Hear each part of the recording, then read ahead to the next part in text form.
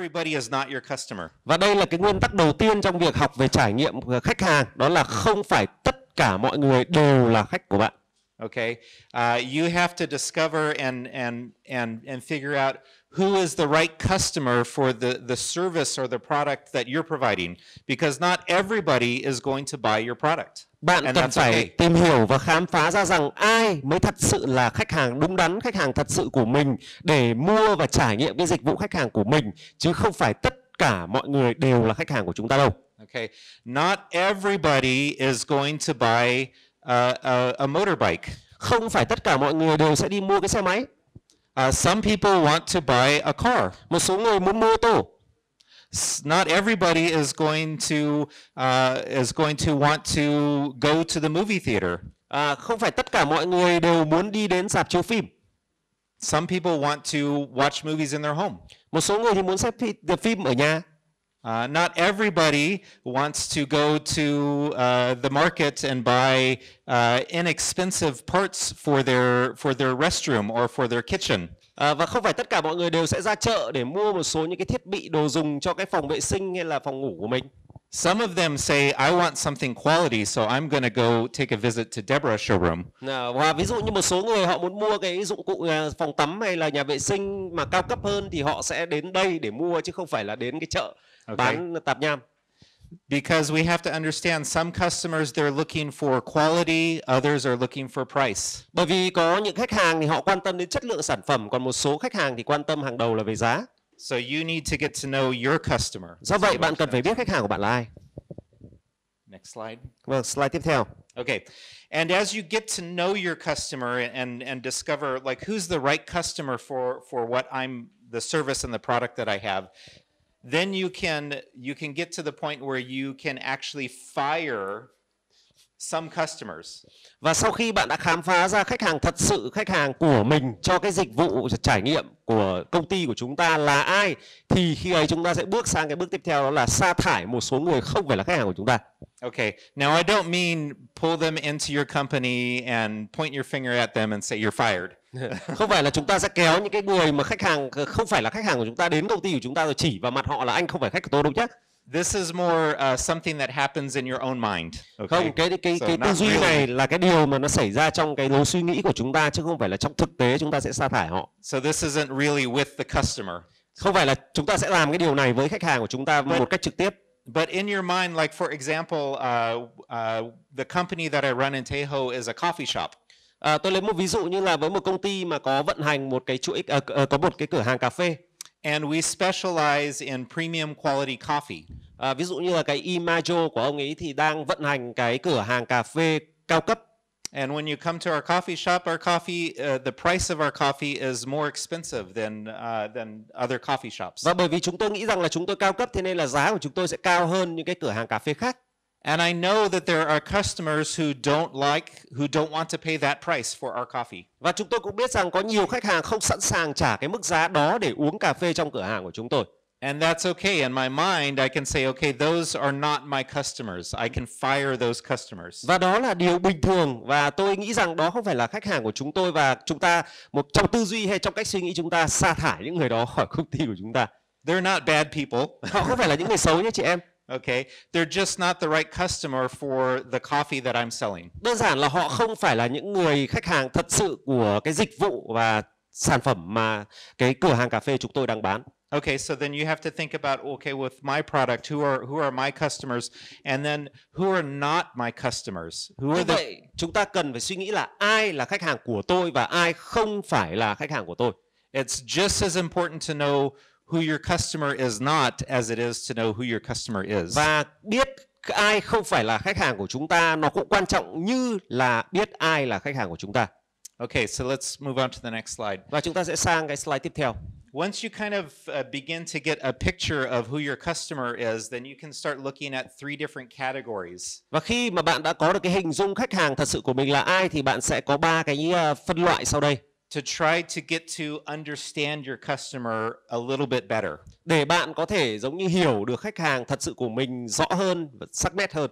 Okay, so we've got three categories. We have what are called in the business world demographics, psychographics, and geographics, which is Như vậy chúng ta có cái hồ sơ khách hàng ở đây và phân ra thành cái phần quan trọng, đó là nhân khẩu học, tức là con người của họ như bên ngoài, rồi phân khúc họ là ai là bên trong, địa lý học là vị trí của họ ở đâu. So in demographics, we're trying to answer the question on the outside. Who is my customer? What do they look like? Cái câu trả lời về nhân khẩu học đó là trông bề ngoài khách hàng của tôi sẽ trông như thế nào. Okay, so for example, if you are a company that sells dresses, ví dụ như công ty của bạn bán váy chẳng hạn, then on the outside, then your customers most likely will be women. Và nếu mà bạn bán váy thì chắc khách hàng của bạn phải là nữ nhỉ? Okay, if your company is selling, for example, high-end motorbikes, ví dụ như công ty của bạn bán xe máy cao cấp chẳng hạn, then your customer probably looks like a very sporty person. So either a man or a woman who likes to do a lot of outside activities. Thì bán một cái chiếc xe mô tô cao cấp thì chắc khách hàng của bạn sẽ phải là những cái người mà quan tâm đến khía cạnh thể thao và là những cái người nam người nữ có phong cách. Maybe your customer is on the younger end. Maybe you're selling a product that appeals to younger people. Hoặc là bạn phải xác định là cái sản phẩm của mình sẽ hấp dẫn đối với cái đối tượng là khách hàng trẻ tuổi. Maybe you're selling products that are suited for older people. Hay cái sản phẩm của bạn là đang có tính hấp dẫn đối với những khách hàng lớn tuổi hơn. So when we talk about demographics, we're talking about the gender, we're talking about the age, we're talking about maybe some of the physical features of your customer. Khi nói về cái yếu tố nhân khẩu học là chúng ta đang nói đến là giới tính, rồi tuổi tác, rồi những cái yếu tố bên ngoài của người đó. Okay, so for example, a young high school student, ví dụ như là một cái cậu thanh niên đang học cấp 3, is probably not the right customer for Deborah products. Thì chắc không phải là khách hàng của Deborah, những cái sản phẩm của Deborah, đúng không ạ? They don't own a home, and họ không sở hữu nhà. And they probably don't care what they take a shower in. Và họ cũng không quan tâm đến việc là cái vòi sen mà họ tắm có hiệu gì. But maybe somebody who's in their 30s or 40s, they're a professional, they own a house. That might be the type of person that is better suited for Deborah products. Nhưng mà với những cái đối tượng khách hàng khoảng 30 đến 40 tuổi là những cái người có nghề nghiệp tốt và họ quan tâm đến khía cạnh chất lượng trong các sản phẩm ở trong nhà vệ sinh và họ là những người sở hữu nhà thì có thể là khách hàng của Deborah. Okay, so then that's the outside, and then we move to the inside of the person. Và như vậy chúng ta vừa mới nói về khía cạnh bên ngoài hay là yếu tố bên ngoài của khách hàng, bây giờ chúng ta sẽ nói về khía cạnh bên trong. And so we're asking some of the questions about who is this person on the inside. Và chúng ta sẽ đặt câu hỏi là bên trong khách hàng của chúng ta là ai? And what are some of their concerns? Hay là khách hàng đó quan tâm đến điều gì? Maybe they're concerned about safety. Có thể khách hàng chúng ta quan tâm đến khía cạnh an toàn.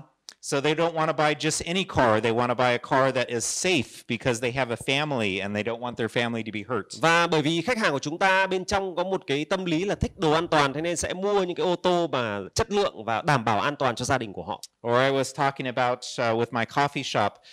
On the inside, you might have some customers that are more concerned about the quality of the coffee and not the price of the coffee. Và như tôi đã nói là cái cửa hàng cà phê của tôi ấy, thì bán có giá cà phê cao hơn các cái cửa hàng khác. Và như vậy thì cái khách hàng mà uống cái sản phẩm cà phê của chúng tôi là những người quan tâm đến chất lượng sản phẩm hơn là giá tiền sản phẩm.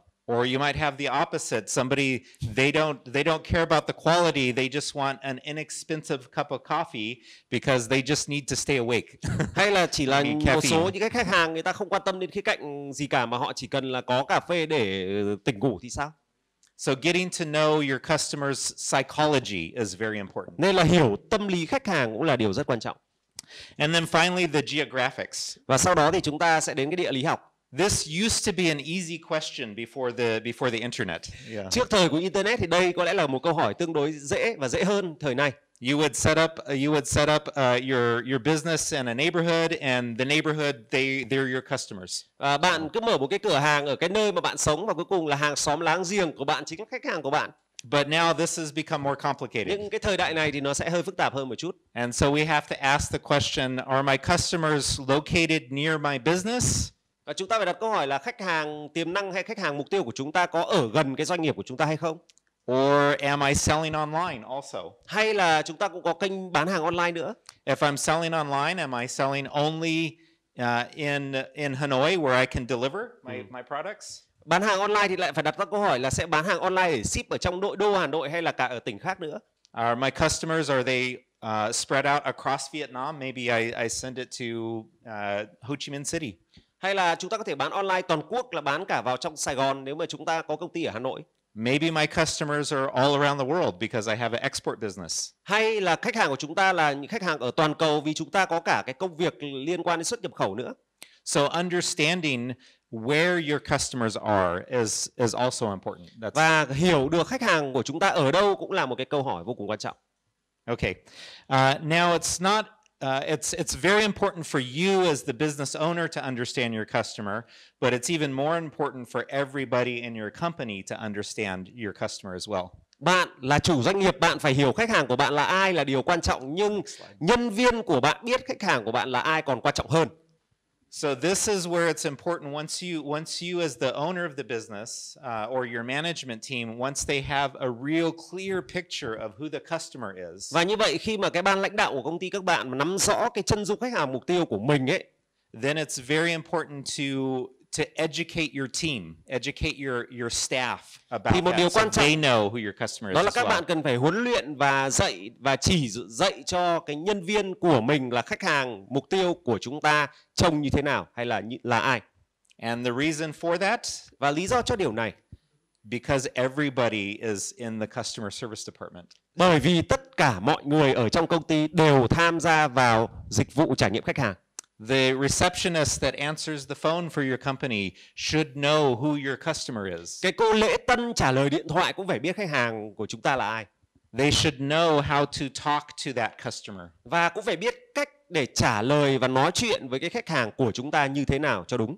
The person back in the warehouse making the products should know your customer. Một số người ở nhà xưởng sản xuất của chúng ta cũng phải biết khách hàng chúng ta là ai. So that they can make the products in the best quality for that type of a customer. Để họ có thể sản xuất ra cái sản phẩm chất lượng phù hợp đúng với cái đối tượng khách hàng mà chúng ta đang nhắm tới. So take time to invest not only in understanding your customer but also educating your staff. Như vậy bạn không chỉ dành thời gian đầu tư để nắm được khách hàng của chúng ta là ai, nhưng chúng ta cần phải đầu tư thời gian cho việc huấn luyện đội ngũ nhân viên, toàn bộ nhân viên công ty biết khách hàng mục tiêu của chúng ta là ai. How many of you have clothing that is custom made? You go to the tailor and you get your clothing custom made. Ở đây bao nhiêu người là đến những tiệm may đo quần áo ạ? Anybody have something custom made? Yeah. So when you get something custom made, it's made for you, and when you put it on, you go, "Oh, that fits perfect." Và một số những cái người mà đến với cái dịch vụ trải nghiệm may đo ấy là những người mong muốn là khi chúng ta khoác cái áo lên người là đấy là cái áo làm riêng cho chúng ta và mặc lên là rất sướng. Unless you're like me, it fits perfect, and then I get lazy, I don't exercise, I eat too much food, and then it doesn't fit so well anymore. Trừ trường hợp như tôi chẳng hạn thì tôi có thể có một cái áo vừa, sau đó là vì ăn uống không điều độ thế là tăng cân mà không còn vừa cái áo ấy nữa. But we can learn something from this type of a business, a tailoring business. Và chúng ta có thể học điều gì đó từ chính cái doanh nghiệp may đo cho khách hàng này. What a tailor does, a tailor makes the product exactly for the customer. Và cái sản phẩm may đo cho khách hàng đấy là làm cho nó vừa khít vừa vặn với khách hàng của chúng ta. And so I want you to think about your company like the tailor thinks about his product. Khi bạn nghĩ về trải nghiệm khách hàng và sản phẩm thì bạn phải nghĩ về cái doanh nghiệp may đo. Once you know who your customer is, then you can create products and services that are perfect for that type of customer. Bạn biết khách hàng mục tiêu của chúng ta chính xác là ai và tạo ra sản phẩm phù hợp nhất với họ và vừa vặn với họ. So for example, at Simple Coffee, I know my customer are people that love coffee. Và tôi biết khách hàng của chúng tôi là ở tại quán cà phê đó, họ là những người yêu cà phê. And so I'm going to make the type of coffee that coffee lovers will want to buy. Và tôi sẽ phải tạo ra cái sản phẩm cà phê mà làm sao những người yêu cà phê muốn bỏ tiền ra để mua. So what is your product and what is your service, and is it perfect for the customer that you want to sell to? Vậy cái sản phẩm của bạn nó có đang là sản phẩm hoàn hảo và phù hợp nhất cho cái khách hàng mà bạn đang nhắm tới hay không? And if not, how can you make your product or your service better for the type of customer that you want. Và nếu nó chưa phù hợp thì bạn cần phải thay đổi những gì và làm điều gì để cho sản phẩm và dịch vụ trải nghiệm của các bạn sẽ khiến cho khách hàng cảm thấy vừa vặn với họ. Okay, and then how many of you ever heard the saying the customer is always right? Các bạn đã bao giờ nghe cái câu nói đó là khách hàng luôn luôn đúng chưa? It's not true. Thực ra câu này không đúng đâu. The customer is not always right. Không phải khách hàng luôn luôn đúng. Often the customer is wrong. Thực ra khách hàng thường là sai. The reality is that you're the expert on your product and your service. Sự thật đó là bạn chính là những chuyên gia về sản phẩm của chính các bạn. And you probably know a lot more about your product or your service than your customer does. Và bạn là những người hiểu rõ chân tơ kẽ tóc về cái sản phẩm và dịch vụ của bạn hơn là khách hàng. And so you have to think about that with your customer. You should, yes, spend some time asking, getting information from your customer, but don't do everything they tell you to do. Đúng là bạn cần phải thăm dò hay là khảo sát ý kiến khách hàng về dịch vụ và sản phẩm của các bạn, nhưng mà đừng có làm theo tất cả những gì mà họ góp ý. Because sometimes the advice that they give you will not be good advice. Bởi vì đôi khi những cái lời khuyên của khách hàng đưa ra cho bạn lại không phải là lời khuyên tốt. It's your job to know your customer, maybe in terms of your product and your service, to know your customer maybe better than they know themselves. Excuse me. You should know your customer better than they know themselves in terms of your product or your service. Bạn cần phải hiểu khách hàng của bạn là họ muốn cái gì ở sản phẩm của bạn hơn là họ biết là họ muốn cái gì ở sản phẩm mà họ sẽ mua. So you're going to create, so you'll probably create products and services that they didn't even know they wanted until they saw it. Tức là bạn phải tạo ra cái sản phẩm mà nó còn vượt quá cái sự hiểu biết, sự chờ đợi từ khách hàng với cái sản phẩm mà họ sẽ mua. Now I'm old enough to remember the before the internet. Okay. Và như tôi đã nói rằng là chúng ta vẫn đủ lớn tuổi để biết rằng là thời trước khi mà có internet. And before email. Và trước cái thời có email.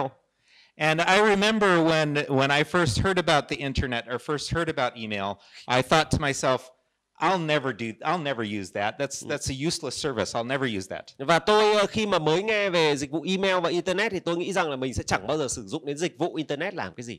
I was wrong. Tôi đã sai. I can't imagine life right now without email and the internet and all of our devices that we use. Và chúng ta sẽ không thể nào tưởng tượng được một cuộc sống mà không có internet với email và những cái dịch vụ internet mà chúng ta đang sử dụng ngày nay, đúng không ạ? So that's just one example, and you can probably think of other examples of new products that came out. Nobody was asking for them. But when those products came out, all of a sudden everybody wanted them. Đây là cái lối tư duy mà bạn cần phải nghĩ đến, đó là có những cái sản phẩm mới được ra lò, mới được sản xuất ở trên thị trường mà chính khách hàng còn chưa biết là cái sản phẩm này dùng để làm gì, nhưng sau đó thì tất cả mọi người đều dùng nó. And so that's what I mean when I say that your customer is not always right. Và đây chính là cái điều mà tôi muốn nói, rằng là khách hàng không luôn luôn đúng. Now we in English we use a term, we talk about targeting our customer. Trong tiếng Anh thì chúng ta sử dụng cái việc đó là nhắm đến khách hàng hay là khách hàng mục tiêu. Do you have something like that in Vietnamese? Yeah. So I want us to not think about targeting our customer. Tôi không muốn nói về cái là nhắm đến khách hàng. Because our customers, they're not dartboards that we're trying to throw darts at. Bởi vì khách hàng chúng ta không phải là cái gọi là cái biểu bảng bắn của chúng ta, đúng không? Bảng phi tiêu, đúng không? Okay. So instead of thinking about targeting our customer, I want us to think about serving the customer. Khi mà chúng ta nói đến nhắm đến khách hàng mục tiêu là chúng ta đang nghĩ đến việc là làm thế nào để phục vụ họ. And let me just give you some examples of the difference between targeting your customer and serving your customer. Và tôi sẽ chỉ cho các bạn thấy là việc nhắm tới và sự phục vụ nó sẽ khác nhau ở một số điểm sau đây.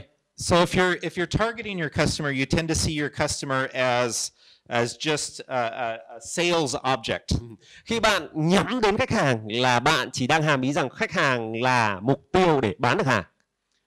But if you're serving your customer, you first see them as a human being, a person. Khi mà bạn có tư duy phục vụ khách hàng của bạn ấy, thì khách hàng đầu tiên lại là con người. And for those of us who follow Jesus, it's even more than that. It's not just another person, it's someone who's created in God's image. Và chúng ta là những người đi theo Chúa thì thậm chí chúng ta lại phải nghĩ khách hàng thật sự là một con người và họ là những người được tạo nên theo ảnh tượng của Đức Chúa Trời. If you're targeting your customer, you think, oh, customers, they're just customers.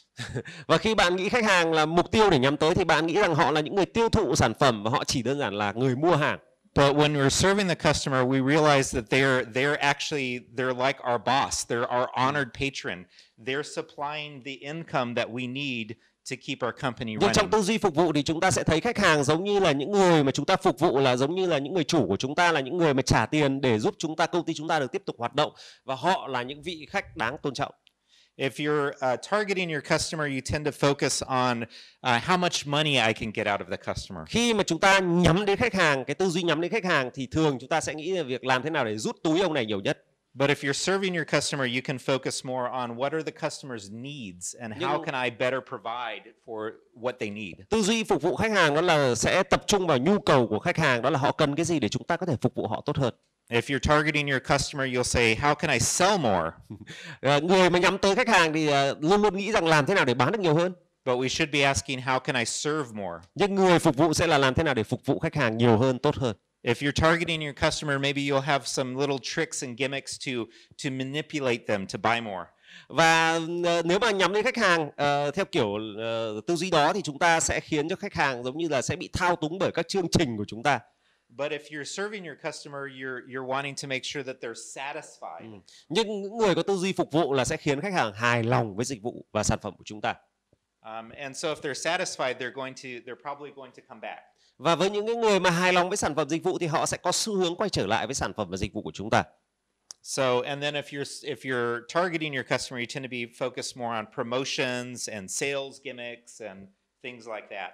Những người mà có tư duy nhắm tới khách hàng thì thường sẽ dở những cái chiêu trò khuyến mãi, quảng cáo, giảm giá.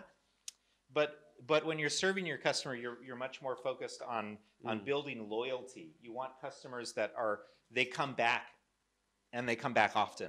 Và cái tư duy phục vụ sẽ khiến chúng ta tạo ra những khách hàng trung thành với sản phẩm của chúng ta. Họ sẽ là những người mua nhiều lần cái sản phẩm của chúng ta. So at the bottom, we're not interested in just increasing the transactions. Cái mục tiêu của nhắm tới đó là gia tăng cái số lượng giao dịch hay là số đơn hàng. Nhưng cái tư duy phục vụ đó là xây dựng mối quan hệ với khách hàng.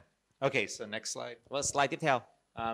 And so why is this important? It's important because when we do our advertising and our marketing, we live in an age where we can do marketing and advertising that's very, very specific. Và chúng ta đang sống trong cái kỷ nguyên internet và chúng ta cũng rất là có thể đưa ra những cái chương trình marketing rất chi tiết và cụ thể. So this is just an example of Facebook's advertising page. Đây, ví dụ như đây là một cái trang bán hàng quảng cáo của Facebook. I don't know why these are here, but they should be gone. That's all right. But you can see here that Facebook is asking you, what's the location of your customer? Chúng ta có thể thấy rằng là ở trên cái quảng cáo Facebook thì nó có cho chúng ta biết rằng là địa chỉ hay là cái vị trí khách hàng của chúng ta ở đâu. They're asking you what's the age category of your customer. Cái khoảng cách độ tuổi, cái nhóm độ tuổi là bao nhiêu. And this other part that's hidden here, it says what are some of the things that they're interested in. Và ở đó chính là cái về việc là khách hàng của bạn quan tâm đến mối quan tâm nào. And so when you're doing marketing and advertising, if you know your customer really well, then you can do marketing and advertising that will reach that specific type of customer. Và khi mà bạn biết khách hàng của bạn một cách rất rõ và cụ thể như thế thì bạn có thể chạy quảng cáo theo cái kiểu như thế này. And your marketing budget will become much more effective rather than. Như vậy thì cái ngân sách quảng cáo của bạn nó sẽ hiệu quả hơn khi bạn nhắm đến đúng cái khách hàng mà bạn nắm rất rõ này. Yeah, that's much more effective than just putting a loudspeaker on the street and saying, "Come, check out my business." Chắc chắn là nó sẽ hiệu quả hơn cái việc bạn vác một cái loa ra giữa đường và nói rằng hãy đến mua hàng của chúng tôi đi. Okay, so let's move on. Next. Và chúng ta đi tiếp. Slide tiếp theo. Okay, so next I want to look at how do we create a metaphor for our business. Và chúng ta nói về ẩn dụ về dịch vụ khách hàng. And a metaphor basically is it's a mental picture that you'll have in your head that you want to use so that you can create a certain type of experience for your customer. Và khi mà nói đến ẩn dụ là chúng ta đang nói đến cái hình ảnh tưởng tượng về cái khách hàng và cái dịch vụ mà chúng ta muốn cung cấp cho họ. And I know right now this sounds a little confusing, but I'm going to give you some examples so that you can understand what Và I'm khi tôi talking sử about. dụng cái thuật ngữ này thì có thể các bạn sẽ thấy là nó hơi bối rối một chút, nhưng mà tôi sẽ giải thích bằng những cái ví dụ có lẽ bạn sẽ hiểu dễ hơn. So let me just give you an example real quick. Và ví dụ rất là nhanh chóng đây. So let's say, for example, that you own a tourist company. Ví dụ bạn là một cái doanh nghiệp du lịch chẳng hạn. It hasn't been a good 2 years for tourism, but let's pretend you own a tourist company. 2 năm vừa rồi là 2 năm không tốt đẹp gì với các doanh nghiệp du lịch, đúng không? Nhưng mà thôi cứ ví dụ đi là chúng ta đang sở hữu một công ty du lịch. So you could think of yourself as a tourist company, but that's boring.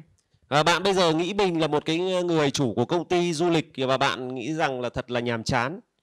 Or you can think of yourself as what is my company? My company is about exploring adventures. Và công ty của tôi thì sẽ nhắm đến cái việc là khám phá và đi thám hiểm. So I'm not just selling holiday packages, I'm selling adventures. Tôi không chỉ là bán những cái kỳ nghỉ hay là nghỉ dưỡng, nhưng tôi sẽ bán những cái trải nghiệm khám phá. And so you maybe you're thinking of your customer as somebody who loves to go on some crazy adventure, and that's what you're trying to provide for your customer. Và bạn hình dung về khách hàng của mình là những cái vị khách mà muốn có những cái trải nghiệm thám hiểm, những cái trải nghiệm khám phá thú vị. Go to the next slide. Slide tiếp theo. Or maybe you own a clothing store. Hay bạn sở hữu một cái cửa hàng bán thời trang. Clothing store is boring. Thời trang thì rất là buồn trông nó rất là tẻ nhạt, đúng không? So maybe instead of thinking of your store as a clothing store, maybe you can think about it as a fashion show. Bạn nếu mà chỉ nghĩ đơn giản là nơi bán quần áo và thời trang thì bạn sẽ nghĩ nó tẻ nhạt, nhưng bạn hãy mường tượng nó là một cái nơi mà biểu diễn hay trình diễn thời trang. And your customers, they're not customers, they're models. Khách hàng không phải là người mua quần áo mà khách hàng là những người mẫu trình diễn thời trang. And your job is to create the perfect outfit, so then when they walk down the street, people are like, wow. Và bạn muốn tạo ra một cái trải nghiệm, đó là sau khi họ mua hàng của bạn xong họ đi xuống đường như là đang đi catwalk vậy. Okay, next one. Another example Tiếp theo. here. So another example would be, let's say, for example, you have a store that sells athletic equipment, a sports store. Ví dụ như là bạn bán cái cửa hàng của bạn bán các sản phẩm liên quan đến thể thao. So instead of thinking of yourself, can you click the next slide? Yeah. Let's see, we got. Yeah, there we go. So here's an example of a company in America called Foot Locker. Và đây là một cái công ty ở tại Mỹ và họ bán cái là công ty tên là Foot Locker. And they just sell sports equipment. That's all they do. Tennis shoes bán cái đồ dụng cụ thể thao thôi. But they've created this metaphor that they're not in the shoe business or the athletic equipment business, but they're about championship sports.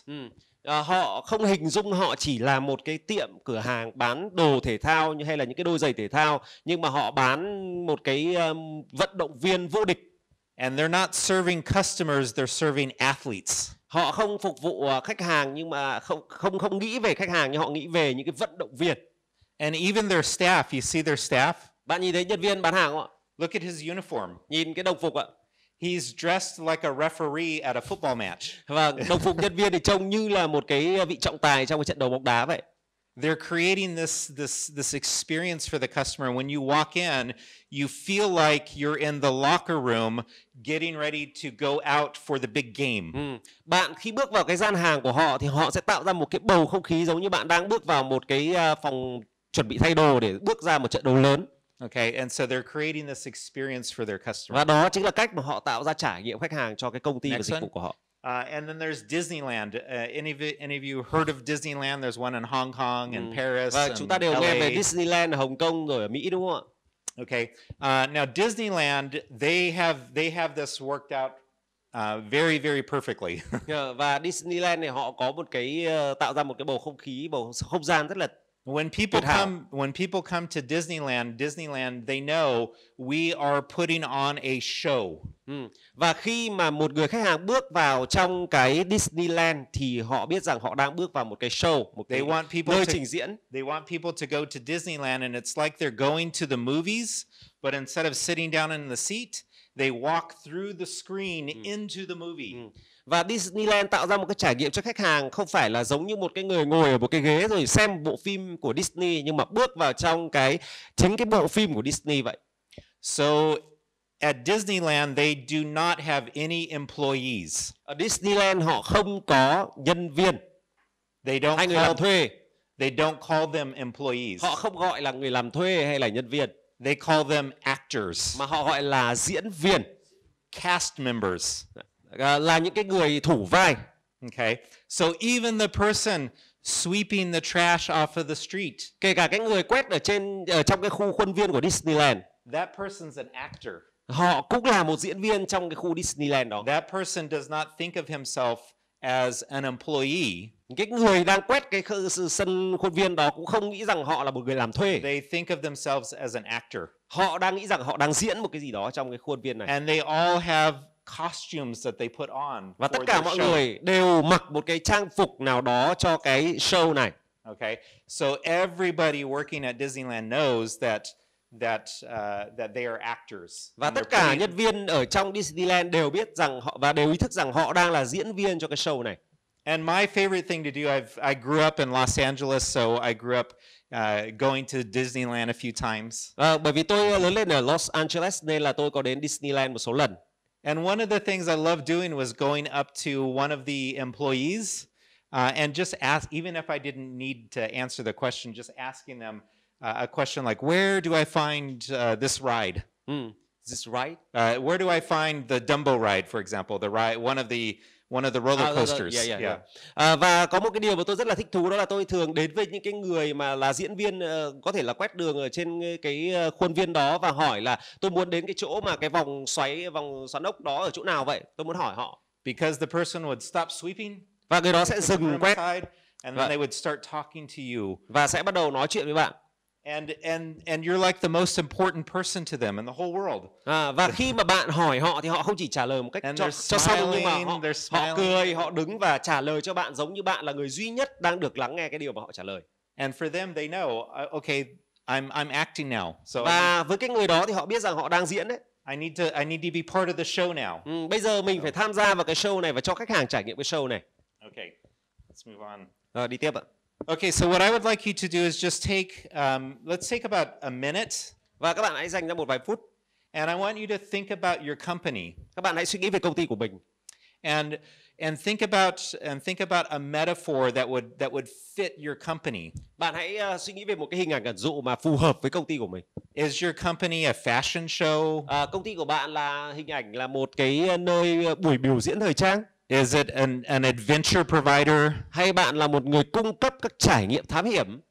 Is your maybe you're a security company, and so maybe your metaphor is that you're a police squad that's protecting the city. Bạn là công ty về dịch vụ an ninh thì bạn suy nghĩ rằng mình là một nhóm cảnh sát bảo vệ người dân.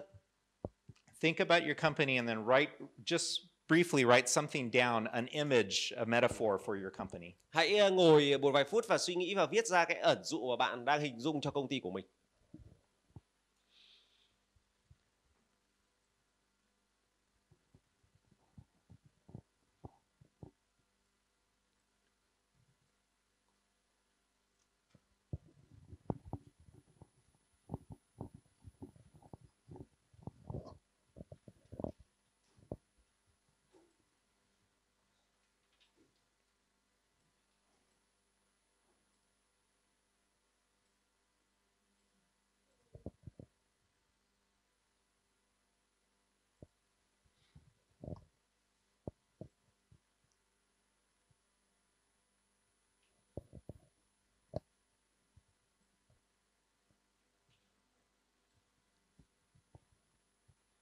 Okay, if you're having a difficulty thinking about that, you can come back to it.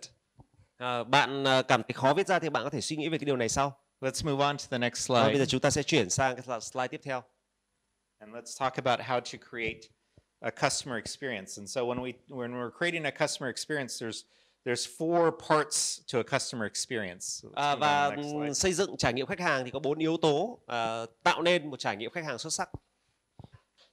Let's move on to the next slide. Và slide tiếp theo. Skip that one. Go to the Nó next bỏ qua one. cái này. Okay. So when we're creating a customer experience, there's really 4 components that we need to think about, and I'm going to walk you through each one of these. Có 4 cái yếu tố liên quan đến việc xây dựng trải nghiệm khách hàng xuất sắc và chúng ta sẽ đi qua từng cái trong những điều này. So when we're creating a customer experience, we first have to think of what's the basic need that my customer has. Cái yếu tố đầu tiên đó là cái nhu cầu căn bản của khách hàng chúng ta là gì? Go back. Yeah. What's the basic need? What are my customers' wants and desires? Khách hàng của chúng ta muốn gì và khao khát điều gì? What kind of emotions do I want to be involved in my customer experience? Những cái hoạt động nào mà tôi muốn đưa vào trong trải nghiệm khách hàng? What expectations do my customers have? Và khách hàng có những cái kỳ vọng gì? So I'm going to walk you through each of these using my company and how I think through the process. Và chúng ta sẽ suy nghĩ nó theo tiến trình về 4 cái điều này. So let's move on and let's slide look đầu at the tiên. basic need. Nhu cầu căn bản. Okay, so the basic need for my company as a coffee shop, people come to buy drinks because they're thirsty, right? Và khách hàng đến với cái cửa tiệm cà phê của tôi và họ mua sản phẩm đồ uống của chúng tôi bởi vì họ khát và họ muốn có một đồ uống nào đó. So that's the basic need. Cái đó được gọi là nhu cầu căn bản. Okay, someone's thirsty, they want something to drink, maybe they come to my coffee shop and they get a smoothie or a coffee or something. Họ khát, họ muốn uống một cái gì đó, họ đến với cả tiệm cà phê, họ mua smoothie hay là họ mua một tách cà phê. Okay, go to the next one. But at another level, we need to not just think about what their basic needs are, but what are some of the things that they want or that they desire beyond just the getting a drink. Và ở cái level cao hơn, đó chính là cái ước muốn và những cái khao khát của khách hàng.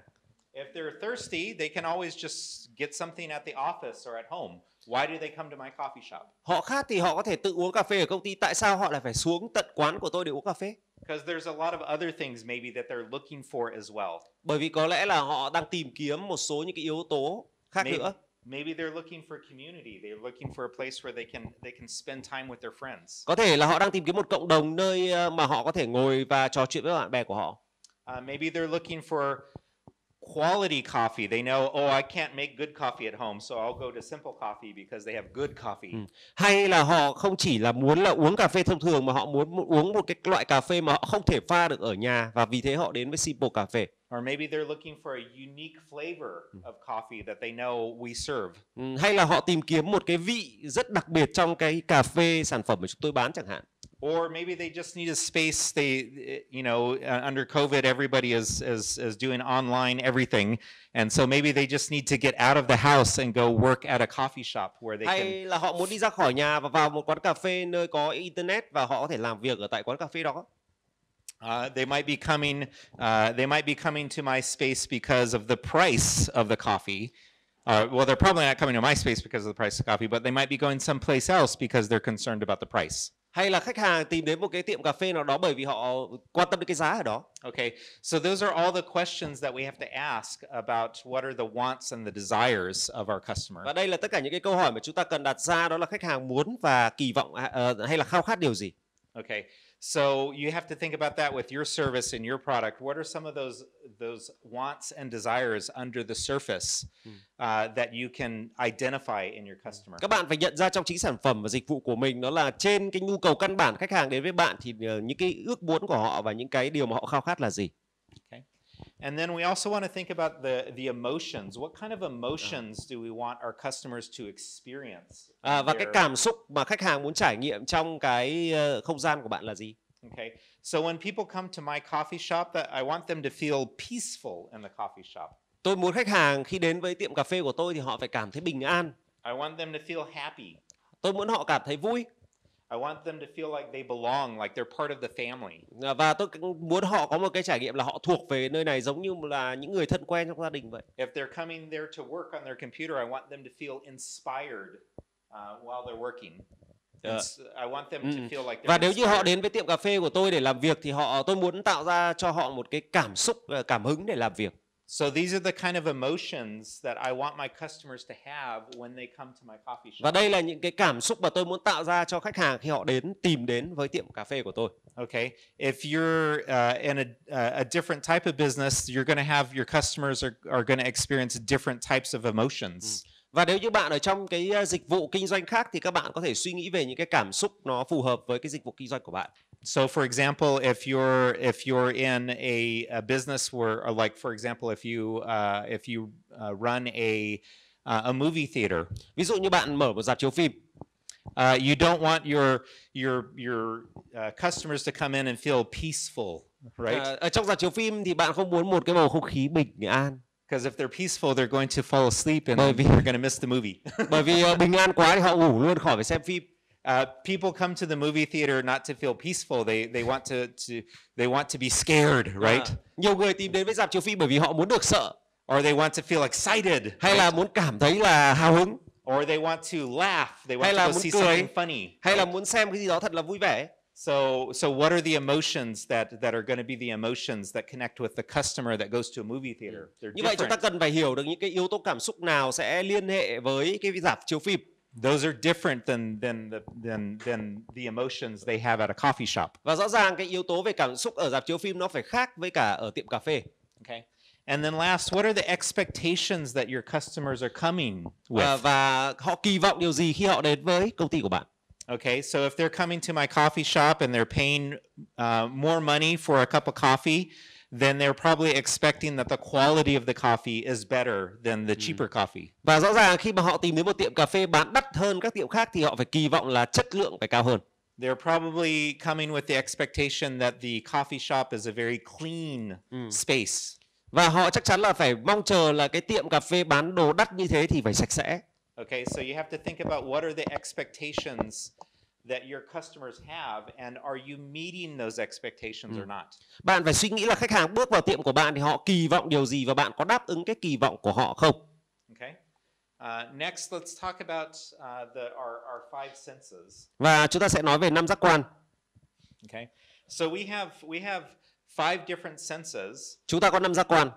and your customers experience your product and your service through their senses. Và rõ ràng họ được trải nghiệm sản phẩm và dịch vụ của bạn là qua 5 giác quan mà họ có. So we have the visual sense, the sight. Thị giác, đúng không ạ? We can hear. Thính giác, Okay.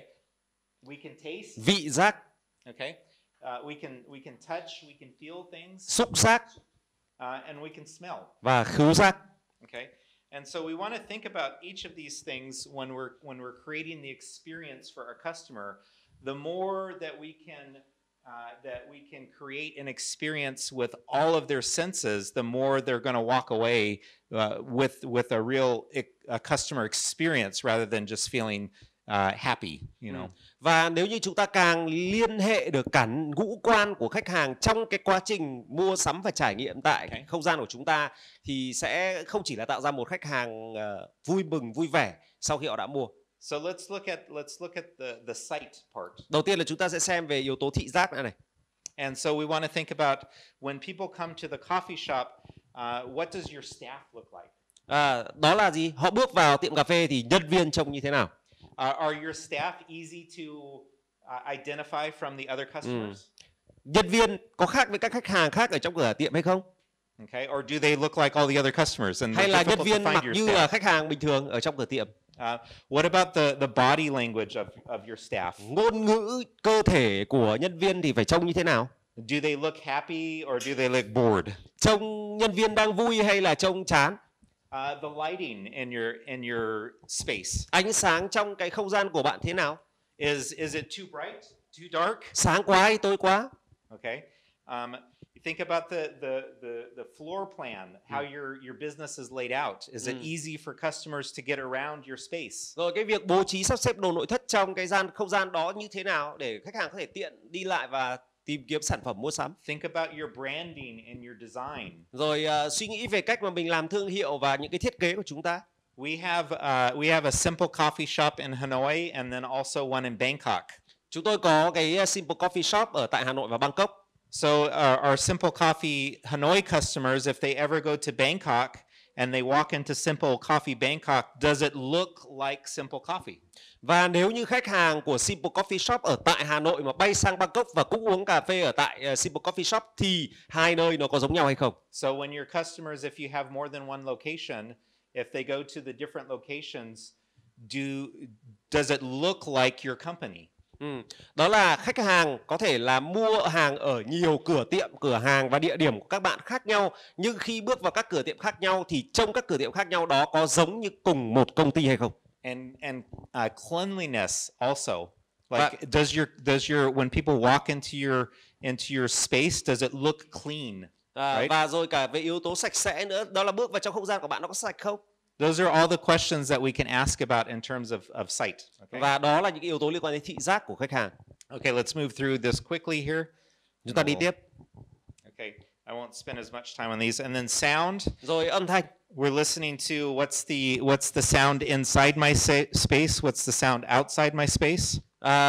Và cái âm thanh mà họ nghe được ở trong không gian của chúng ta là gì và nó khác gì so với âm thanh bên ngoài. Like when for our coffee shop, we want to make sure that the music that we play in the coffee shop is not too loud, it's not too low. Chúng tôi muốn là ở trong tiệm cà phê của chúng tôi thì âm thanh nó không quá to mà cũng không quá nhỏ. Okay. Let's move on to the next one. Và slide tiếp theo. Rồi khứu giác. You want to think about maybe the smell or the aroma that people get when they walk into your space. Khi họ bước vào trong không gian của bạn thì họ sẽ ngửi thấy cái mùi gì đầu tiên? For a coffee shop, it's easy. It smells like coffee and baked goods, so it always smells good. Và cửa tiệm cà phê thì đương nhiên là người ta sẽ bước vào, người ta phải ngửi thấy mùi cà phê và bánh nướng hả? But maybe you're in an office, and what kind of smells do you want to have in your office? Nhưng mà nếu mà bạn có một cái văn phòng thì văn phòng phải có mùi gì? Okay, next. Vâng. When we think about the way things feel, how does your product feel? Does it feel like it's a quality product, or does it feel like it's cheap and it's gonna break? You know? Rồi liên quan đến xúc giác là họ sờ vào sản phẩm của bạn ấy thì họ cảm thấy là sản phẩm này chất lượng hay là sản phẩm này là rẻ tiền. Okay, so you want to think about how your products and your services feel. Và như vậy thì bạn cần phải tạo ra cái không gian và sản phẩm cảm giác sờ vào như thế nào. Okay, and then taste would be the last one. Và cuối cùng đó là vị giác. Okay. So when we're talking about taste, this isn't just for the food and beverage industry. Khi mà nói đến yếu tố vị giác thì chúng ta đừng nghĩ rằng là chỉ có mấy ông bán đồ ăn uống thì mới có liên quan đến cái yếu tố này. You'll notice that in lots of different businesses, they might have some complimentary tea and coffee and some treats for you to have while you're doing business.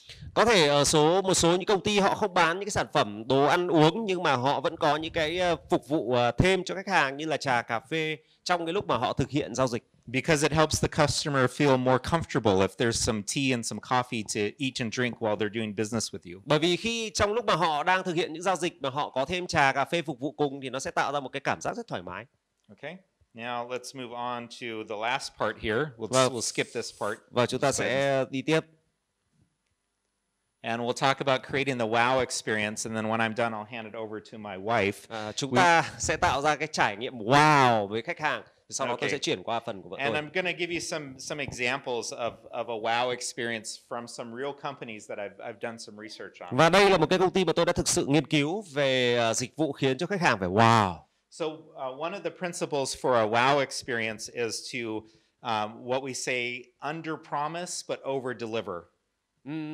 Một cái công ty mà tạo ra cái trải nghiệm wow đó là phải tạo ra một cái kỳ vọng vừa phải nhưng mà lại làm quá cái kỳ vọng của họ. Okay, so make a promise to your customer that you know I can do what I say. Ít nhất là bạn phải làm được cái điều mà bạn hứa và cam kết với khách hàng. And then, if possible, try to do more than what you promised them. Nhưng sau đó thì phải làm tốt hơn cái gì mà bạn đã cam kết là chắc chắn sẽ làm được. So, for example, Zappos Shoes is a huge online shoe seller. Zappos là một cái công ty bán giày online rất lớn. And they basically offered standard delivery to all of their customers. Và thông thường thì họ sẽ đề xuất với khách hàng về cái thời gian giao hàng tiêu chuẩn. So you order online and you think your shoes will show up in about 3 or 5 days. Và bạn đặt mua giày của Zappos thì bạn sẽ nghĩ rằng là giày của bạn theo cái cam kết giao hàng tiêu chuẩn là 3 đến 5 ngày. But what Zappos did is they decided that they will have standard delivery, but they will try to deliver the next day if possible. Nhưng họ lại làm đó là cam kết 3 đến 5 ngày nhưng mà cố gắng nhất là trong ngày mai sẽ có cho bạn luôn. So most of their customers were surprised. Wow, that came fast. Khách hàng mua hàng kiểu đấy thì sẽ thấy rất ngạc nhiên. It was faster than they promised. Tức là gì? Làm nhanh hơn những gì đã cam kết và hứa hẹn. Okay, next one. Và tiếp theo. Okay. is thinking about the details. Hãy suy nghĩ về những tiểu tiết. The details matter Tiểu tiết rất quan trọng. to create a wow experience. Tạo ra trải nghiệm wow. What do you want your customer to notice about your product or your service? Bạn muốn khách hàng chú tâm đến điều gì trong dịch vụ và sản phẩm của bạn? What do you want them to not notice about your product or Hay service? cái gì bạn không muốn họ chú tâm đến? Okay, so there at our coffee shop, sometimes there's some noise or some smells outside of the coffee shop that I don't want my customers to notice when they're in the coffee shop. Và ở tại cái tiệm cà phê của tôi thì tôi không muốn khách hàng phải ngửi cái mùi từ bên ngoài cửa tiệm bay vào. And so I might do things to help prevent what's outside from making its way inside. Vậy làm thế nào để tôi ngăn chặn những cái mùi hay là những cái âm thanh từ bên ngoài lọt vào trong cái cửa tiệm cà Next phê của tôi? one, design matters. Thiết kế rất quan trọng. How many of you want to use this restroom with Bạn another có thích person? ngồi ở một cái bệ như thế này hay không? No, that would not be a comfortable restroom to use with another person. Dùng chung nhà vệ sinh kiểu này có vẻ cũng không thoải mái lắm nhỉ? And so thinking through design, let's move to the next Hãy suy nghĩ về cái thiết kế. That's just a funny one, but Trong cái này buồn cười đúng không? go to the next slide. Yeah. And so here's some examples. This is a typical shop. Nothing wrong with this shop. I go to shops like this all the time. We go in, we buy our stuff, we pick it up, we leave, right? Không có gì sai với một cái tiệm tạp hóa kiểu kia cả. Chúng ta vào và chúng ta mua rồi chúng ta đi ra, có đúng không? But here's a shop that has put a lot more thought into the design of their shop. Nhưng đây là một cái tiệm tạp hóa mà đầu tư rất nhiều cho việc thiết kế. They've made the products easy to see.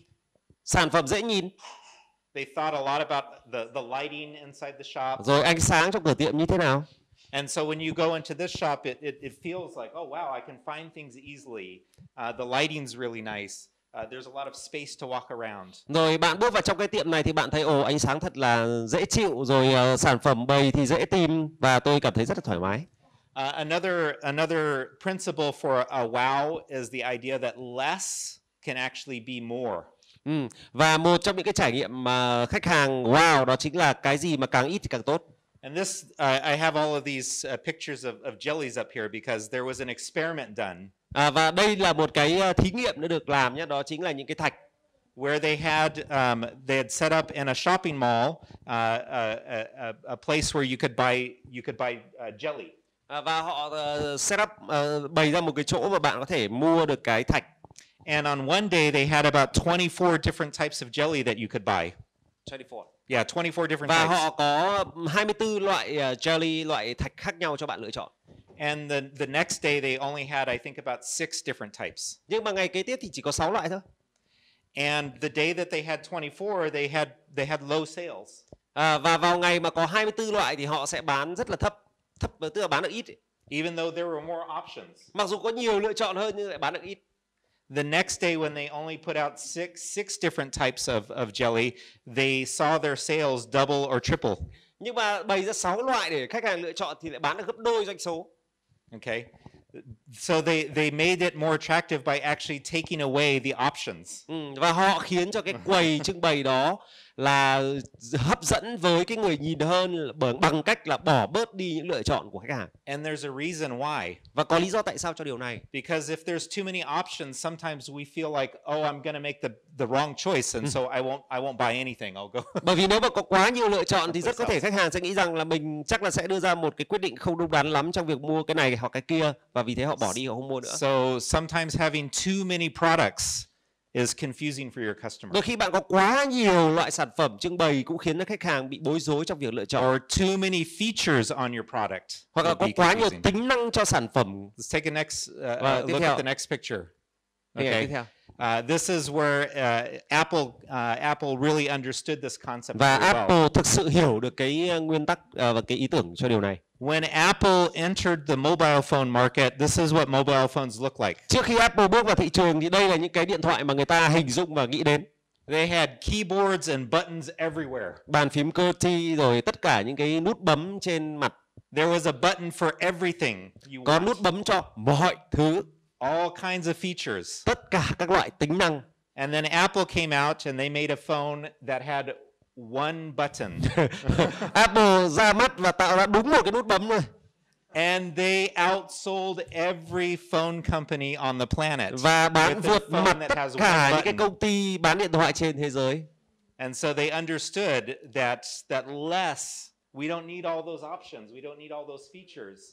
We need one button because it's less confusing. It's easier to use. Và Apple hiểu ra nguyên lý này, đó là ít hơn là nhiều hơn là tốt hơn. Và vì thế mà họ đã tạo ra một cái điện thoại có một nút.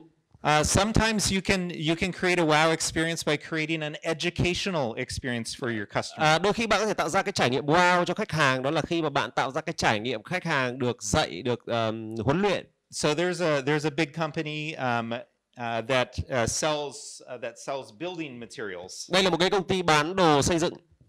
It'd be materials that you would use to build something in your house. Là những cái đồ mà bạn có thể mua về và đóng và sử dụng cho sản phẩm cho gia đình của bạn. And so this company, they sell building supplies, but then they also do workshops where they teach you how to do simple repairs in your home. Họ bán những cái sản phẩm cho các vật dụng ở trong nhà bạn một cách rất đơn giản, những cái vật liệu xây dựng đó, nhưng mà họ còn có một cái xưởng nhỏ để có thể dạy bạn hay hướng dẫn bạn cách để sửa chữa nếu như có những cái hư hỏng nhỏ xảy ra. And so they provide that education for free. Và họ dạy hay là huấn luyện khách hàng miễn phí. Why? Because if the customer knows how to fix it themselves, then they'll come to that store and buy all of the products to fix it themselves. Và nếu như họ biết cách sửa một cái gì đó ở nhà của họ thì họ sẽ biết là đến đây để mua cái sản phẩm đó và tự sửa như thế nào. Okay. And then to create a wow experience, you want to think about, as I talked about before, coming up with a story or a metaphor for your company. Như tôi có nói rằng là chúng ta cần phải suy nghĩ đến việc ẩn dụ về hình ảnh khách hàng là như thế nào. Now, a mistake you can make is that you can think of yourself, my company, we're the hero of the story. Một cái sai lầm đó là bạn nghĩ rằng công ty của bạn là người hùng. And we need to think about actually the customer is the hero. Không, bạn phải suy nghĩ đó là biến khách hàng thành người hùng. Right? The customer has a problem. Khách hàng đang có vấn đề. And you're going to help the customer solve their own problems so that they can feel like a hero. Bạn hãy giúp khách hàng tự tay giải quyết vấn đề của họ để họ cảm thấy họ là một người hùng. And so you're just the coach, you're the guide, you're the helper. Bạn chỉ là người giúp đỡ họ để hoàn thành cái điều đó mà thôi. But you want your customer to walk away feeling like the hero of the story. Và bạn muốn tạo cho khách hàng một trải nghiệm đó là họ là người hùng trong câu chuyện của mình. Okay, next. Được không ạ? Another way that you can create a wow experience is by maybe providing services that go a little bit beyond your product. Và bên cạnh cái việc tạo ra trải nghiệm wow này, bạn hãy làm ra những cái trải nghiệm mà vượt trên những cái gì sản phẩm các bạn đang bán. So I'll give you an example from our coffee shop. We have a lot of people that come to the coffee shop who are new to Hanoi because they've come over on a teaching contract or something. Ví dụ như là với cái tiệm Simple Coffee của tôi ấy, thì có rất là nhiều khách hàng là những người đến với Hà Nội trong một khoảng thời gian mà họ vừa mới đến thôi, bởi vì họ có một cái hợp đồng dạy hay huấn luyện. So our staff will give them advice about where they could find good restaurants to eat at, how do they get a taxi, you know, where can they buy certain things that we don't even sell. Và thậm chí chúng tôi giới thiệu cho khách hàng của chúng tôi những cái địa điểm ăn uống hay là các dịch vụ ở Hà Nội làm sao mà đây là nơi tốt này và các anh chị có thể tìm hiểu. Chúng tôi đang cung cấp cho họ trên cả những cái sản phẩm mà chúng tôi đang không bán. We even help our customers book a Grab, you know, so they can go someplace else. Grab nữa. We have many of our customers that use our shop as the delivery service for when they order products. They send it to our shop and we keep it there, and then they come in and they pick it up when it's convenient for them. Thậm chí là cửa tiệm của tôi còn là nơi mà khách hàng có thể order hàng và nhận ở tại cửa tiệm của tôi. Chúng tôi nhận hộ họ và sau đó họ đến và họ lấy ở tại cửa tiệm. So thinking through what are these extra just nice things you can do for your customer that's not even part of your business. Hãy suy nghĩ về những cái điều mà thú vị và tốt đẹp bạn có thể làm cho khách hàng của mình, mặc dù đó không phải là sản phẩm bạn bán. And then the last point that I'll make and then hand it over to my wife, because và điểm cuối cùng trước khi tôi đưa lại mic cho vợ của tôi. Another thing that you can do to create a great wow experience is that you can think, how can my company do something good in the community? Đó là bên cạnh một trong những cách để tạo ra trải nghiệm khách hàng wow, đó là hãy khiến cho công ty của bạn tham gia làm việc lành trong cộng đồng của mình. Which comes back to the tagline for A and B. Right? Và quay trở lại với cái phần slogan tagline của A and B. light in the marketplace. ánh sáng trong nơi thị trường. So what are some things that we can do that serve our community? Và điều gì đó mà chúng ta có thể sử dụng để phục vụ cho cộng đồng của mình. And you'll find as you start doing good things in the community, your customers, they want to do it with you. Và khi mà bạn làm điều gì đó ích lợi cho cộng đồng nơi mà bạn đang làm việc ấy, thì khách hàng cũng muốn tham gia để làm cái điều ích lợi đó cùng với công ty của bạn. They want to do a community cleanup project with you, or some other kind of service project. Ví dụ như là một số những cái phục vụ mà bạn có thể giúp đỡ cho cộng đồng thì khách hàng cũng muốn tham gia vào để ví dụ như dọn dẹp vệ sinh chẳng hạn. And so one of the things that we've decided to do to give back to the community is to work with people that have disabilities. Và một trong những cách mà chúng tôi cống hiến lại cho cộng đồng nơi chúng tôi đang ở đó là bằng cách giúp đỡ cho những người tàn tật. And so I'm going to invite my wife to come up and do a short presentation about Imago Work, which is our vocational training program. Thank you so much for that introduction. Thank you for having me as well today. And I hope what I share with you is something that will encourage you and give you also an opportunity, because what we are doing is something that you can also join with and partner with. Cảm ơn các bạn vì đã mời tôi đến đây tham dự chương trình của các bạn, và tôi hy vọng rằng sau khi tôi chia sẻ cái phần về công việc mà tôi đang phục vụ cho cộng đồng thì nó cũng sẽ khích lệ các bạn tham gia vào công việc phục vụ cộng đồng. So yes, we are a training center called Imago Work. Và chúng tôi là một cái trung tâm huấn luyện tên là Imago Work. And we are providing dignity for young adults with cognitive disabilities through work. Và tôi cái trung tâm này của tôi thì sẽ giúp đỡ cho những cái người mà đang có những cái vấn đề khuyết tật về trên thân thể. Yeah, so our vision at Imago Work is to see many businesses all throughout Hanoi, all throughout Vietnam, provide opportunities for work for young people that have disabilities. Tầm nhìn của Imago Work đó là phát triển phong trào doanh nghiệp hòa nhập, nơi người có khuyết tật về trí tuệ có thể sử dụng năng lực và khả năng đặc biệt của mình để lao động và thay đổi cộng đồng. And I like the last part where it talks about so they can also change the community. They can change the mindset of the community toward people with disabilities. Và chúng tôi cũng muốn thay đổi cách nhìn của cộng đồng về những cái người khuyết tật và những điều mà người khuyết tật có thể làm cho cộng đồng. So our students, we say they have cognitive disabilities. This means that they have some conditions like autism or Down syndrome or just developmental delays. Và khi chúng tôi nhắc đến những người khuyết tật thì chúng tôi đang ý là muốn hàm ý đến những người như là bệnh tự kỷ hay là hội chứng Down hay là những cái người mà chậm phát triển về mặt trí tuệ. So what we do is that we train them in social skills and life skills and vocational skills. Và điều mà chúng tôi làm đó là chúng tôi huấn luyện họ trong những cái kỹ năng cuộc sống cá nhân và kỹ năng nghề nghiệp. And then we partner with local businesses, different businesses in Hanoi.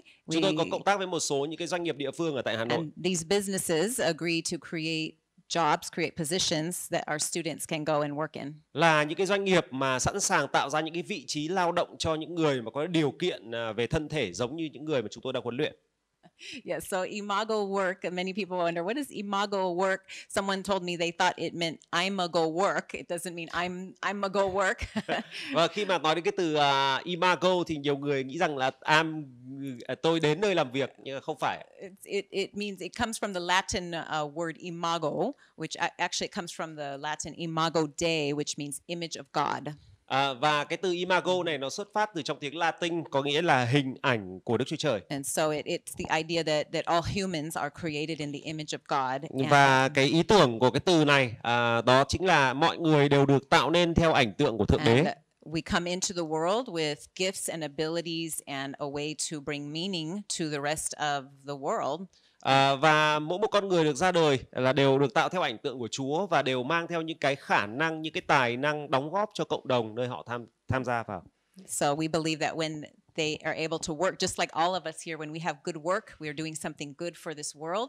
It also we show this image of God to the rest of the world. Và rõ ràng khi chúng ta được ra đời, chúng ta được bước vào trong cuộc sống này, chúng ta tạo ra những cái giá trị cho cộng đồng và chúng ta cũng bày tỏ Chúa qua công việc của chúng ta. Okay, now I know how it works. So yeah, this is our team that we work with. Và đây là đội ngũ của chúng tôi. I'm just going to skip through these a little bit quickly. These are some of our values, 5 values. Đây là 5 cái giá trị căn bản ở trong Imago. Yeah, so these are things that we teach our students every day, very important for them. Đây là những cái giá trị mà chúng tôi dạy cho những sinh viên, những học viên của chúng tôi trong trung tâm. So our model is that we train them for 1 to 2 years. 1-2 năm. Then we place them in a business. Rồi sau đó đưa vào trong một cái doanh nghiệp nào đó. After they finish with us, and we support them. We send our trainers to the workplace to support them so they can adjust to the new workplace, and we help the team at the business know how to work with our students. Chúng tôi thậm chí còn gửi người tình nguyện hỗ trợ đến với cái học viên của chúng tôi trong cái nơi mà họ làm việc để giúp họ hòa nhập với cái công ty mà họ đang làm. So we, as I said, we train them in life skills, different things about how to use money, how to use transportation, taking care of their personal hygiene, how to work on time, many skills that are very practical. Và có rất nhiều những cái khía cạnh thực tế liên quan đến kỹ năng sống mà chúng tôi huấn luyện cho những cái học viên trong trung tâm, như là làm thế nào để quản lý tài chính cá nhân, làm thế nào để đặt được xe để đi, và làm thế nào để giữ vệ sinh cho thân thể. Rất là nhiều những cái khía cạnh liên quan đến kỹ năng sống. And we also work on social skills. So many of our students need help with communication or managing their emotions, and we teach them about that as well. Rồi kỹ năng xã hội đó là làm thế nào để họ có thể liên hệ với những người xung quanh và làm thế nào để kiểm soát cảm xúc bản thân. And of course, vocational skills. So we work on different skills like cleaning skills. Right now we train mostly for coffee and food and beverage industry, hotels. But really our program is designed to match the needs of any business that thinks they would like to hire our students. Then we try to train for those skills. Và những cái kỹ năng nghề nghiệp mà chúng tôi có thể huấn luyện cho những học viên trong cái điều kiện của họ ấy. Và chúng tôi cũng sẽ tìm kiếm những cái doanh nghiệp mà họ để trống những cái vị trí mà phù hợp cho những cái học viên này có thể tham gia vào công ty của họ. And then, so part of our program also is a work experience. They are going out into businesses, spending 4 to 6 hours during the week practicing their skills. Rồi chúng tôi cũng tạo ra cho họ những cái cơ hội được trải nghiệm hay là có kinh nghiệm làm việc thực tế tại một số những cái nơi làm việc. So then after they study with us 1 to 2 years, we actually put them into an internship, into a business where they work more like 12 to 15 hours a week with the business. Và khi mà họ ở trong trung tâm của chúng tôi thì chúng tôi tạo ra cho họ khoảng từ 12 cho đến 15 tiếng trong một tuần được làm thực tập sinh trong các cái doanh nghiệp mà họ sẽ có thể làm việc được. So these are some of the companies that we currently work with, but I see you all represent other companies, other businesses here. So if you have any interest in working with us and experiencing what it might be like to bring someone in to your company that we would help train, then I would be really happy to talk with you about that. Và đây là những cái nhãn hàng, những cái công ty mà chúng tôi đang làm việc cùng với họ và cùng với nhau để hỗ trợ cho những người ở trong trung tâm có thể tìm được việc làm. Nếu như các bạn ở đây có công ty nào mà phù hợp với những cái đòi hỏi, có những cái nhu cầu liên quan đến những công việc mà phù hợp cho những cái học viên của chúng tôi thì chúng tôi rất mong muốn được cộng tác. Okay, that's good. Mike reminded me one more thing, just about this is some of the benefits that can bring that these our students can bring to a company. Và tất nhiên là đây là những cái lợi ích mà các bạn có thể có được khi các bạn tuyển dụng những cái học viên của chúng tôi, là những học viên mà có những yếu tố khuyết tật vào trong công ty của bạn. Một đấy là vì các sinh viên sở hữu trí tuệ, tài năng và các khả năng đặc biệt mà thị trường chưa khai thác, và các sinh viên một khi được giao việc làm rất chuẩn với sự chân thật cao. Hai là vì doanh nghiệp sẽ giúp các sinh viên sống và làm việc có ý nghĩa và được tôn trọng vì đóng góp của mình thay vì bị loại bỏ hoặc gặp nhiều khó khăn để tìm việc. Ba là doanh nghiệp sẽ có sự đa dạng ở chỗ làm. 4 là sự chào đón nhân viên khiếm khuyết trí tuệ, giúp nuôi dưỡng sự cảm thông, lòng nhân ái và sự kiên trì trong cộng đồng, góp phần cải thiện đời sống tinh thần của xã hội. 5 là cải thiện hình ảnh doanh nghiệp, mang lại trải nghiệm nhân văn cho khách hàng. Trong thời hiện đại, khách hàng luôn lựa chọn các doanh nghiệp góp phần gánh vác trách nhiệm xã hội. Đó là những cái yếu tố. Yeah, so just last thing, I'll stop here. But yeah, if you would like to work with us, one easy step is that we can, well, even before work experience, it's fun for our students to take a tour of your business. That's a very easy thing, or they can see different jobs in someone's Trước business. khi mà họ có thể bước vào trải nghiệm làm việc như thực tập sinh ở tại công ty các bạn, thì họ có thể vào ghé tham quan công ty của các bạn để xem họ có thể phù hợp với công việc hay không. Yeah, and then here are just some other possible steps for partnering with Imago Work. Và đây là những cái bước đề xuất tiếp theo, đó là một là trải nghiệm công việc thực tế là 6 đến 10 tuần không lương. 2 là chương trình thực tập 3 tháng không lương, hỗ trợ ăn trưa và chi phí phương tiện đi lại. Đây là một bước tiến tới công việc hoàn toàn thời gian nếu như phù hợp. 3 là công việc bán hàng hay toàn thời gian bền vững. Và 4 là chia sẻ về Imago Work với các doanh nghiệp có cùng chí hướng. Yes, so thank you for listening about Imago Work, and thank you Stephen Cảm ơn for tất cả các translating for me. bạn vì đã lắng nghe tôi chia sẻ về Imago Work.